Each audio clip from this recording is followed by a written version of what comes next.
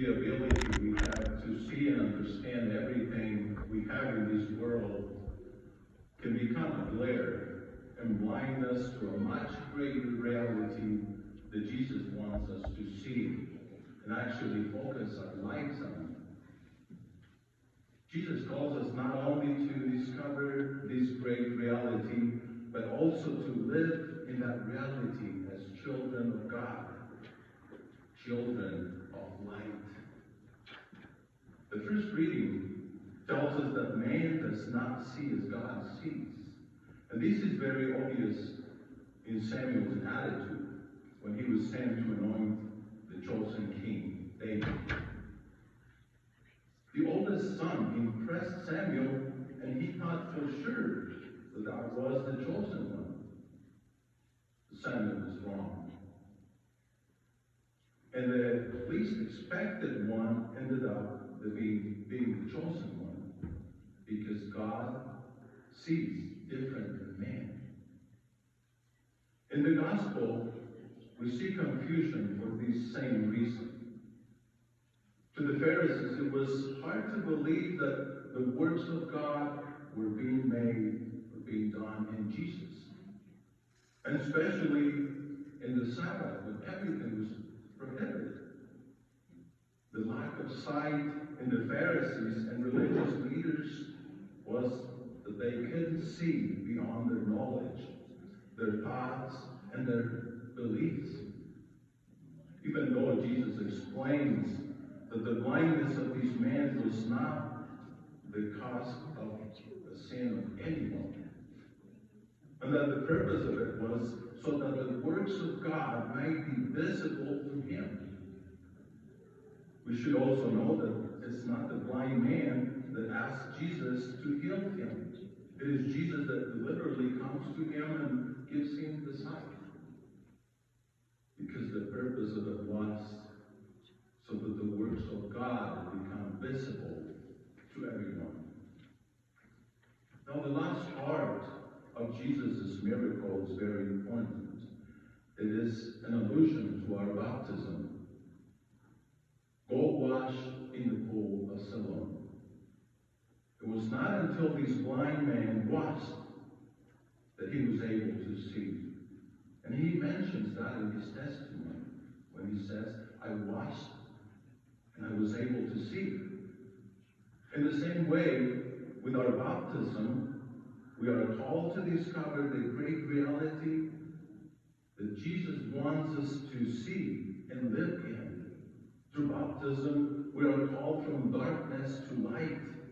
We are awakening to a new reality. And it is like rising from death to a new life by the light of Christ.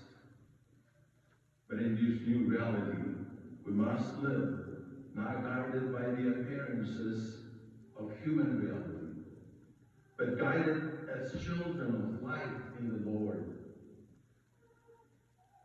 Human beings need divine light to produce goodness, righteousness, and truth, says the second reading. Our life in this world, even though it's transitory, offers us many very promising things for our own benefit. This is where God says, do not judge by appearances. Our reality in this world will not endure forever. We are only mortals in this world. But we often forget this by giving ourselves to an ideal, chasing a dream, or achieving goals to gain what it appears to be the best thing for us to have or to accomplish. And thus we forget that Jesus is calling us to focus our lives on that great reality of being children of light. Paul says that anything we do apart from God's divine reality is fruitless works of darkness. And this is because our goals are set as high as human reality is, and we don't set them beyond that. Matthew 8:36 says, what profit is there for one to gain the whole world and forfeit his life. So all our achievements in this life must be oriented towards the will of God.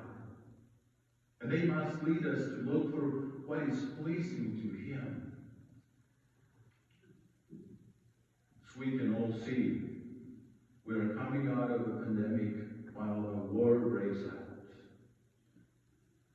How many pandemics has humanity gone through? How many wars have humanity gone through? We can look at history. But here's the great question. How many more are there to come before we realize we cannot judge by appearances, but by love and as children of light? A country that was once moved to see many die from a pandemic, perhaps now is enraged against another, causing terror, destruction, violence, and death. Denying itself to discover and live the reality in which Jesus calls us to live. Our human reality becomes a reality of death when we forget that there is a much greater reality that God has set out for us. Our Lord Jesus Christ reminds us that we should not settle for conquering the limits of this world. Human limits, as great as they might be, as promising as they might be, simply end in death. But Jesus has opened the door for us to a divine reality that is life and has no limits. That reality requires us to live as children of light. In which of these realities is your life